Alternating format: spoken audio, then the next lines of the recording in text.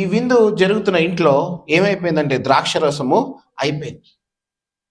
అయిపోయిన వెంటనే వీళ్ళ జీవితం ఇందులో జరిగినటువంటి సత్యం ఏంటి మనకు అందరికీ తెలుసు. మనకు మరియం వచ్చింది, అడిగింది, అయ్యా ఆయన ఏం చెప్తాడో మీరు చేయండి అది.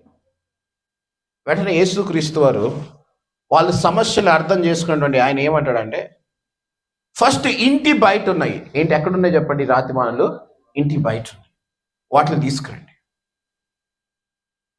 ఇంటి బయట రాతిమానులు ఏం చేయాలి, తీసుకురండి. ఎవరు పెట్టారు అవి బయట? వీళ్ళే పెట్టారు, ఇంటిగల వాళ్ళే పెట్టుకున్నారు బయట. వాటిని ఏం చేయాలి, ఫస్ట్ శుభ్రం చేయాలి, కడగాలి, శుభ్రం చేయాలి, కడగాలి. ఆ తర్వాత వాటిని ఎక్కడి వరకు నింపాలి, అంచుల వరకు నింపాలి. అంటే ఏంటి అంటే ఇంకా నింపడానికి ఏమీ లేనంతగా నింపాలి. ఓకే, వాళ్ళంతా చేశారు. చేసిన తర్వాత దాన్ని దేవుడు ద్రాక్షరసంగా